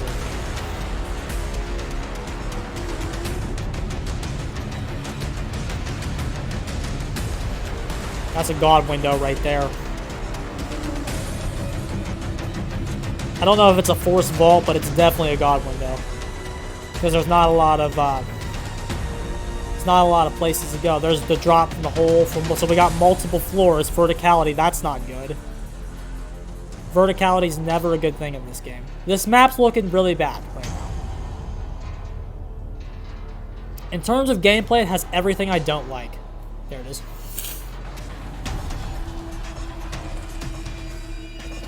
She got off work.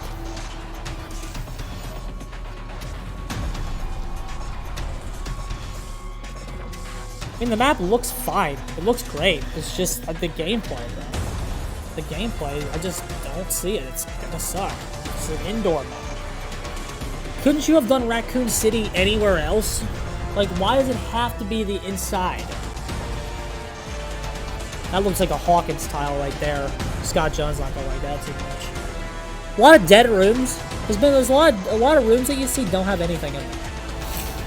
They either are extensively looking. That looks like a Hawkins tile too, right there. Maybe a little bit bigger.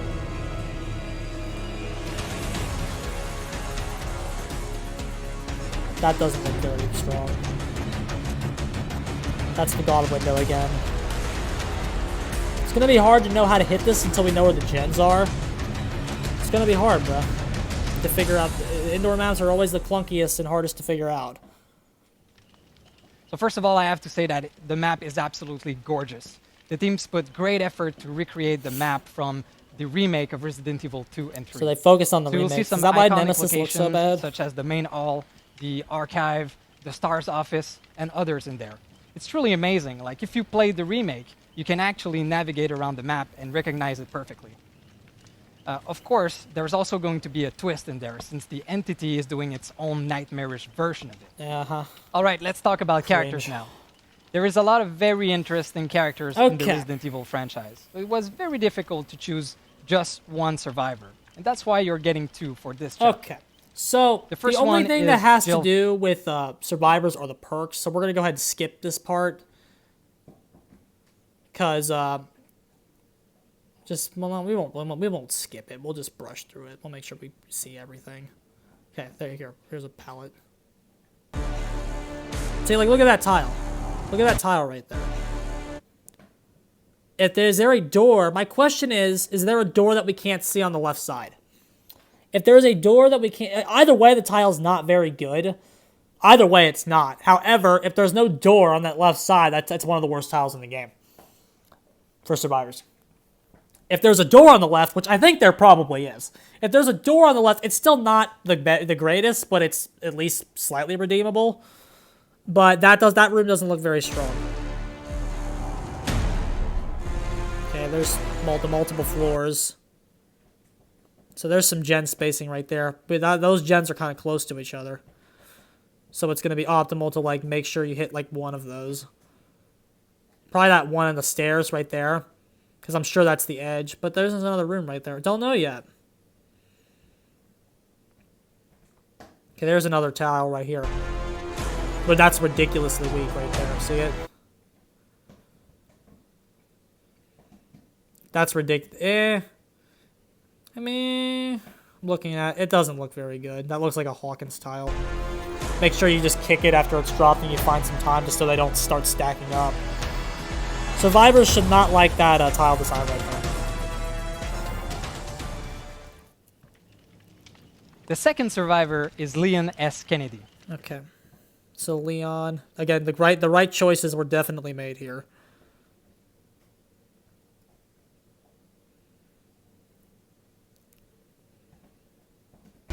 See, there's the God window right there.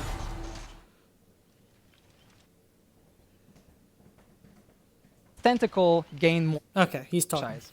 But we chose the classic tyrant, the Nemesis. Okay. So he's going to talk about The Nemesis Nemesis a little power is called T-Virus. With his special tentacle attack, the Nemesis is able to infect survivors. Infected survivors are going to be sick. They will cough, they will vomit, so bit. they're Kind going to of be fringing easier on to spot. plague territory. And It's they Iron also Will become counter. vulnerable to the next tentacle attack, which will not infect them, but will damage them instead. So basically, what I've been hearing is that it takes 3 tentacles to down somebody. One to infect the guy, the next one to injure, next one downs. So you need 3. Not the worst in the world, like you can definitely not trickster, but still 3 hits is still a lot to ask. That's my first thing. 3 hits is still a lot to ask. Okay? It might be easier late game when they start running out of antidotes because you have to hit them. Because if you want to make them run out of antidotes, you have to like hit them to make them burn the antidotes. So it seems like you kind of have to do it with him. If you want to get the most value out of him, it seems like you have to do it. People are comparing him to Plague a little bit. With this guy, there is no unification between damage and infection. Plague, there is eventual unification of it. That's what Plague has over him. Plague has eventual unification of damage and infection. This guy doesn't seem to have that. His infection is, if you get hit by a tentacle again, you'll be downed. Which again, that might be faster than Vile Purge, if it's better. If it's better and more consistent. That might be better. And of course he has the zombies, which we haven't talked about yet. Plague doesn't have that. And Plague, he can also kill the zombies. Like, again, we haven't talked about these zombies yet. These zombies are going to be like a big part of it. A big part, I think, of what he's doing. Because he can build up his infection rate without even interacting with a survivor. Nobody, Plague or Myers cannot do that. He's getting played with Myers a lot too. For each infected survivor, the Nemesis power grows, and his tentacle gain more reach. So he'll be able to attack over pallets, over vaults, and in some tricky places on the maps. It's not the same as Feaster. If any of you have watched my Identity 5 content, you'll be able to watch him in a second. You'll be able to see the difference. It's not Feaster. Feaster places his tentacles in a direct way to where anti-looping is great. This guy, he like throws it. It's like an attack that comes out of him. But there's a way to get out of this infection for survivors. I'm sure there is. There are some There always vaccines is. around the map that can be used to get out of this infection. It's kind But of there is vague. a limited quantity, so make sure That's a that vague you designation. That's something we'll need more information on. I'm sure when True posts his VODs, we'll figure it out. Or hell, maybe Ots will talk about that. Somebody will talk about that. And you'll have to bite the bullet and watch the video. absolutely need it before taking it. The Nemesis unique perks will make you feel like an unstoppable hunter. Probably that can not. use both brains and brawn to cause panic amongst the survivor ranks. On top of that, for the first time ever, this killer is assisted by AI characters. This is something that I have campaigned for a long time in this game. Okay? AI assistance. Okay? If you remember my very early How to Buff Twins video, which I cringe watching now because of how good I think they are, I campaigned for Victor to become an AI as an add-on. I still think they should do that. I still campaign for Victor becoming an AI as an add-on. And that's something I also said that they could do with Hag. They could have hags, traps become AI to chase you for a little bit. I have campaigned for AI assistants before. AI assistants could debatably be base. I'm hearing about these zombies. AI assistants could be base if you want to know the truth. Okay? I also, it was kind of funny because we were in Discord all talking about this. It's like, I hope the killer's a base zombie. It's cool. It's cute that they're at least doing something with zombies. But yeah, I'm excited about this feature. I don't know if this is going to be good, but I'm excited for the AI assisting. I think it's going to be fun. So we are adding zombies to the maps when you are facing the Nemesis.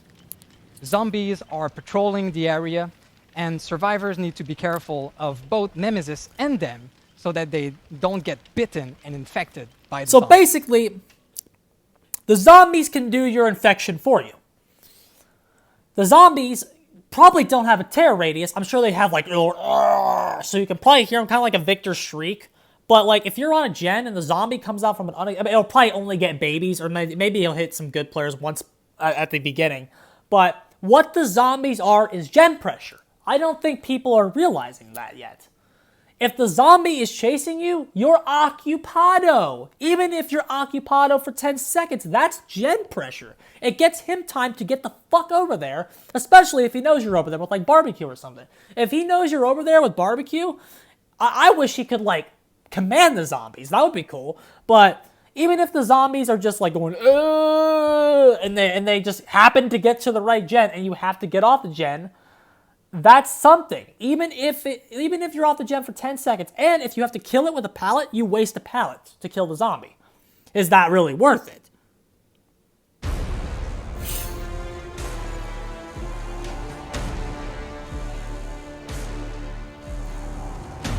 He kind of looks, I don't like, he just looks really neutered using his fists, I'm not gonna lie.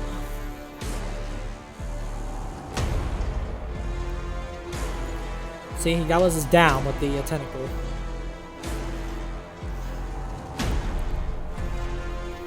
I mean, he just looks like a geek getting stunned by a pallet. That's my biggest complaint.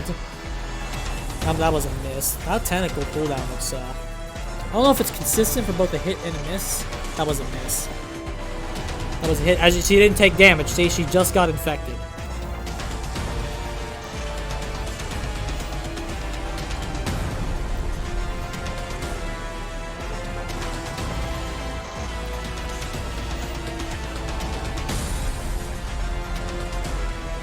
Here's the punch.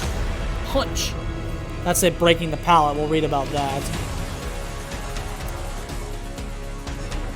Alright, see how she's not actually injured yet. There's one of the zombies. See, it hits you and now you're infected. But like, the zombie can't injure you, I don't think. Or maybe the zombies, maybe if you're infected and then they hit you again, you'll get injured. I have a lot of questions about this AI. Yeah, I didn't really go into it either. This is something I'll have to watch on gameplay once some VODs start getting posted of him. See, and then you can kill the zombie, but then it'll respawn. It respawns after a bit. I don't know if they can open lockers. They didn't show us here. I thought they were going to show it open in a locker, but they didn't. Maybe it like pins you in there or something. Here's Nemesis like killing the zombie to get his infection rate up. That's something people are ignoring. People are like, yeah, the zombies, they'll just get in your way. They'll just be a hindrance. But you can get your infection rate increased by hitting them. That's it. That's the content of the Resident Evil chapter. Okay, so let's read the perks. First, let's read the perks last. Let's go into the power since we're kind of talking about it right now. Okay. Tentacle Strike. Press and hold the power button to charge an attack. Once charged, tap the attack button to unleash Tentacle Strike. A survivor inflicts them with the contaminated status effect and increases mutation rate. Survivors already contaminated, Tentacle Strike it damages their health. So, that's 3 tentacles to down somebody. So basically, what I'm assuming is happening is it kind of looks like Identity V Presence. The match starts, your mutation rate is slowly going up. And for every infected survivor, anybody you hit with your tentacle until it increases your mutation rate, I think. Or maybe it gradually goes up, or maybe it doesn't. We don't know, it doesn't say. Survivors can cure contamination by using a vaccine found in supply cases, so the amount of vaccines is limited. After using a vaccine, the survivor's location will be revealed by Killer Instinct. That's not going to do very much. He doesn't have like the map presence necessary to like make much use out of it, I don't think. It's not going to be very good on him. In supply cases, mutation rate. Here it is. Your power expands as your mutation rate grows. At mutation rate 2, Tentacle Strike can destroy pallets and breakable walls. At mutation rate 3, the range increases. T-Ryer's icon. So it's not quite the same as Myers. I mean, because I don't know if he can tear back down. That's something that they didn't specify here. I don't think he can. It doesn't say he can. So I don't think he can.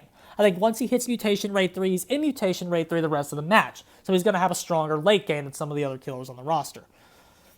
And I think those zombies will start to be a problem if they go to the right spots. Of course, if they dilly-dally in the fucking corner like a bunch of clowns, then they won't be so useful. Behavior like makes them stupid. But the behavior programs the zombies to be relatively smart and like... Because like, if this, maybe let's just say a zombie is programmed to like go towards the closest survivor. Let's say that's what they're programmed to do. Okay? Eventually, they will get there. And if the killer has control, kind of over a Swift in a 3-gen situation, and there's like 4 fucking zombies on the 3-gens, and then they can be used for tracking when you don't know when somebody or anybody is, and the zombies are just... You know, it's kind of win more, it kind of is, but I think the zombie's main purpose for you, as the killer, is going to be your mutation rate. When zombie attacks a survivor, they inflict them with a contaminated effect. If the survivor's already... contaminated, their health will be damaged. So they can damage you. So when that zombie bites you, it's still pressure. It's still there. Zombies can be destroyed by a tentacle strike to increase your mutation rate.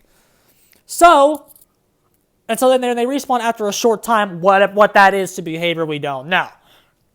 Okay, it took them a while to realize a minute was a long time in this game. So we'll see what that means. Again, so like the zombies, even if the zombies are, you don't even know what the fuck they're doing, the zombie can down a survivor for you. Again, it'll only probably happen to babies, but the zombies get them off the fucking jets. As long as that's why I've campaigned for AI for so long. Even if the AI is garbage and can't actually hit them, it'll get them off the gens. Even if the survivors like figure out how to like cheese the zombie by going back and forth to the gen and still progress the game a little bit. Again, with Ruin in there, they'll still be like even losing more progress. So like, overall, if the zombies are pressuring the survivors, gen progress will be slowed at least a little bit. And that could be good. I think he has a bit more potential than people are actually giving him credit for. I've campaigned for this for a long time, so I'm trying to meet it halfway here. I've wanted AI characters to assist for a long, long time. This could be top tier if they do it right. Of course, if they do it wrong, it'll be trash. But this could be good. It really could. I want to see the power in action beyond what we got right there. I don't know how much range they're talking about here. It's all very vague. They don't really talk about like a competitive standpoint. How much range are we getting? We know we can go over pallets and windows. We know its range can potentially increase. It doesn't say it can decrease, and it can break it can break shit. So if that's a consistent cooldown, that's a little less than breaking a pallet, you could do some good zoning with it, possibly. And good zoning with it if it's a pretty decent range anyway. It can be a mini projectile. I think there's potential here. I really do. A lot of Reaper was being kind of pessimistic, which again, he could be shit. He could be shit. But I'm trying not to view him as shit, because I've campaigned for this for a long time. I really hope this comes in and just is good. I hope he's S tier. I hope he's at least A tier. We'll see. I want to know more about it. It's something that the vague designation that they've given, we can't properly analyze it yet because of the vagueness. That's why I can't wait for VODs. Don't say anything yet on this power. I'm hoping we have some potential here. The perks, on the other hand, you can say something about. Let's start with Jill. We'll go in order. She peaks way too early with Counterforce. Listen to this shit. You cleanse totems 20% faster. After cleansing a totem, you see the orb the furthest totems from you for 2 seconds. Oh wait, no, I read that wrong. And gain an additional 20% stackable speed bonus to cleansing totems for the remainder of the trial. Okay, so 2 seconds, you could miss that. But I'm sure that's the teachable version, so it's probably 4 seconds or 5 seconds. Or God forbid, if it's a 2 stack, so it's 6. So, yeah, this is going to be good. With Ruin and Undying being so good in this game right now, this is going to be a good perk. This is a perk I've suggested for a long time. I could do without the stackable speed bonus. I don't know how much you get to actually stack. So 40%, that's going to be a good perk, guys. And that's something that that will replace, it could replace Detective's Hunch, or it might be ran with it. Maybe. This is going to be good. Finding that first totem is what's going to make this perk go off. However, it is RNG. It's always RNG. Counterforce could be inconsistent. That's its con. Is this going to be a consistent option? Are you going to want to bring this? If the ruin rates are starting to go down because of this, do you want to bring it? I don't know. This is her best perk, I think, because of how it counters ruin, and I think no matter what gets dumped in the game, until an alternative shows up, ruin is necessary. So I think this is going to be a good perk, and I could consider, since I'm going to be buying this chapter because I don't have a choice if I want to play it, I'm going to be getting this perk. I might swap Detective's Hunch out for this, TBH. Good perk. Good perk to start with. This is an example of power creep. Hexes are good again. Hexes are getting better again. Hexes are getting ran again. Slap on a perk to make them good. So I suggested this perk. The 40% buff was not my suggestion, but the other part was. So yeah, good perk. Unfortunately, she peaks too early. The next ones aren't as good. Resurgence. 40% healing progress instantly after being unhooked or unhooking yourself. Okay, but if you're that's Kobe, and that doesn't combo with Deliverance because Deliverance you're broken, so that doesn't really help you. However, it is a healing perk, and this could be good against characters like Hag or Twins or some Oni, people that actually rely on some anti-healing measures. Okay, and if you're already 40% done being healed, maybe the heal is worth it. Turns out we'll make it heal into like 2 fucking seconds. So, this might not be too bad. However, it doesn't necessarily counter Twins because Twins like to slug. Twins are limited hooking. Twins only hook when they have control of the game, so I don't think it's going to be good against Twins. However, against Hag, it might be pretty decent. Against some of these other play characters, it might be pretty decent. It's all right. You're not going to see it, though. It's not good enough to justify a slot. Especially that since survivors don't really heal very much. It might be good against Wraith and Ghostface. Might be good against some of them stealth killers. Maybe pop a sneaky heal on them. But we'll see. Sloppy Butcher might affect it, or it kind of, you know what I mean. They kind of counter each other. Next, Blast Mine. This is an interesting one, too. Blast Mine activates after completing 66% worth of gem in progress. After repairing the gem for 3 seconds, press the ability button to install a trap, which stays active for 35 seconds. That's the caveat. And effective generators will be revealed to survivors in a yellow aura. That could be confusing. Trail of Torment, that might confuse some people. Oh well. When the killer damages a gen, that's another thing that's bad. As long as Ruin's in the game, what are you doing damaging gens as long as Ruin's here?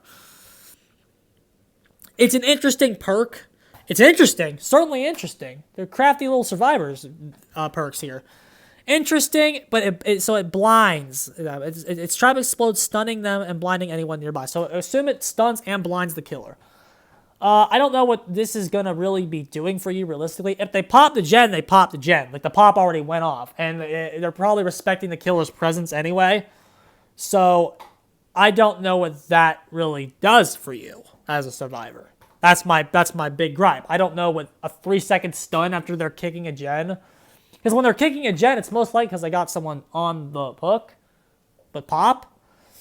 I don't know about that one. Interesting, but limited utility. Leon, Bite the Bullet. Make no noise, including grunts of pain when healing. You make no noise notification on fail. If that's that block your aura, it'd be better. But this isn't good.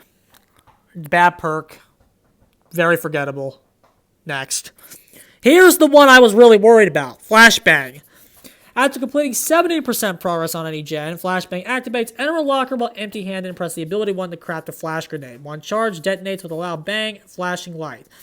Creates a noise notification, can be used to distract or blind. Okay, so it creates a noise notification, which no one's going to fucking use it for that. What's going to be used for is, it's going to be used for saves when someone's getting picked up, okay? You say flashlights don't have any skill. You throw it, and then you throw the fucking thing, and depending on this range, you could get some really crazy saves with this. And potentially for low skill. This could be low skill, high reward. It's only done a certain number of times. Infectious Fright counters it. Normal flashlight play counters it. But if you think flashlights don't take any skill, this could be rough, bruh. And every survivor is going to have the ability to do it. And it's a lot more silent because you can't see it on the fucking screen where you bring items in. You can't prepare for it. It's just if the guy has fucking flashbang and you don't know he has flashbang, he comes in and blinds you, and then you drop the guy. This right here is your answer to the decisive strike nerf. Right here. A lot more accessibility to flashbang could get some saves, bro. Potentially for some very low skill players to get saves. We'll see how the flashbang actually works. We'll see its range. We'll see how to aim it and all that fun stuff. We'll see with this one. It's not as good as I thought it was going to be, or maybe it is. If it kills Victor, that's going to be rough for twins. We'll see though. I was worried about it. It's a little worse than I thought it was going to be because of how I guess just because of how much they ruined Resistance. I was kind of worried about it, but we'll see with that one. Rookie Spirit, complete 5 great skill checks to receive all gens for the remainder of the trial. Might have some niche situations, but overall that's all it is. Niche, probably bad. Because that's not a benefit for great skill checks. So, Jill's definitely the better survivor because of the totem perk. But, I was thinking that we'd have some meta perks here. Are any of these perks meta? The two with the most potential are Counterforce and Flashbang, easy. Flashbang might be meta, Counterforce might be meta. We'll see. I definitely think we have some high-tier options on the Survivor side this time. These are not throwaways. Those two are not throwaways. We have some throwaways here, but those two are not throwaways. Also, Blast Mine might be kind of gimmicky as well. So, we got like 3 perks that are decent. 3 out of 6, not too bad from the Survivors. 50% of the perks are potentially usable. Let's move on to these shit killer perks and get the fuck out of here. I've been doing this way too long. Lethal Pursuer. At the start of the trial, you see the auras of all survivors for 5 seconds. About fucking time this perk got in the game. I've been waiting for a perk like this for so long. About fucking time. A healthy, corrupt alternative to make the early game not terrible. Even if you, replace it for corrupt eventually, because I still think corrupt is better. Blocking the gens for 120 seconds and then and giving up 2 perks to the early game isn't necessarily good. However, if you don't have Corrupt yet in your fucking Blood Web, there you go. You have another alternative for it. And that's only tier 1. Maybe it goes up by 5 seconds. You see all survivors for 15 seconds. How good is that for Michael Myers? Maybe it's worth it on a Michael Myers, whose early game sucks so bad and you need it. You might take out, Infectious for that on Myers, for real. If you can see all survivors for 15 seconds as Myers with Corrupt Intervention, get out of tier 1 realistically a lot sooner than you will without it. I don't know. I still think it's just going to be Corrupt Intervention's brother, and you're just going to run this when you don't have Corruption. Because now that it's actually here, if they make Corruption a base mechanic like they should, this will be meta. People will start using it, I think, a lot more. However, 2 slots pure to just early game might not be good, and Corrupt Intervention is a tough opponent to have. It definitely is. However, that does not mean this perk is bad. Just because it's not going to beat Corrupt Intervention, again, beating Corrupt Intervention is a tall order. I think this is going to be good on somebody like Legion, who doesn't really like Corrupt Intervention because it encourages spreading out. This might be good on somebody like Legion or a Myers. I think this can do something. Again, I think Myers might need the double early game. So, about fucking time this perk's in the game, I think some killers can definitely use it. And I think there's something you can do with it. I wish it had a little bit more utility now that it's here, but that effect is still better than 85% of the perks in the game. Not gonna lie. So that is a good perk. Just because it's not meta doesn't mean it's not good. That's a good perk. Next, Hysteria. This perk is fucking garbage. Whenever you put a healthy survivor into the injured state with a basic attack, all injured survivors suffer from Oblivious for 20 seconds. That is awful. Cooldown of 60 seconds. That is awful. truly wretched. They're making Oblivious a bit more accessible now because Borrowed doesn't counter Borrowed anymore. So what that tier 3 will probably be 40. That's not good. I don't think that's good at all. It also only works on injured survivors. So that's just not going to be very good. Might be gimmicky on the twins, but who knows. Eruption.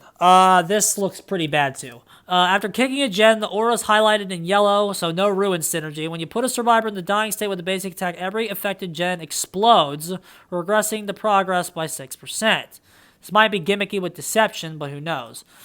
Regressing their progress and causing their auras to disappear. Any survivor repairing a gem when it explodes will scream and suffer. These gem perks honestly wouldn't be too fucking bad if they just buff their numbers. Until they're not, 6% is not good. It's like Surge. This is bad for the same reason Surge is bad, and this is less accessible than Surge is. Maybe that cooldown will go down. Probably not though. This isn't very good. It could be good if they buff the numbers. Again, if you combine this with Deception and then buff their fucking numbers, like you could, like there is no true alternative to Ruin Undying. There's just not. However, if you apply Pop to every gen, if you kick the gem with Pop and apply the Pop goes the wheel to the 3 gens and then you combine it with Eruption, that might be a Ruin Undying alternative, ladies and gentlemen. However, we haven't found the right perk for this yet. And this is not the right perk. There is no combo to make this good, unless there's really something I'm not thinking of, which I doubt that there is. There never is. Not this perk, bruh. So, the standout perk is the first one, Lethal Pursuer. The other 2 are kind of trash. Okay, so that's everything. That's everything. So, overall, it's not as bad as I thought it was going to be. Don't get me wrong, it was bad, and that live stream was pretty bad. I cut out all the cringe parts of it, for sure. There was a lot of fucking cringe on that live stream. I don't like Nemesis' design. He looks like a fucking beaver. He looks awful. But the perks aren't too bad. I don't like the map. But overall, it's not as trash as I thought it was going to be. I'm hoping that that Nemesis is going to be good. I'm hoping that these zombies are going to work. I'm hopeful. Am I optimistic? Not really. I think he's probably going to be mid. I'm sure those zombies are going to have some kinks. But we'll see, bruh. We'll see. I'm getting the hell out of here. I've talked for way too long. I need a drink. See you, lads. GG's. Happy 5 years.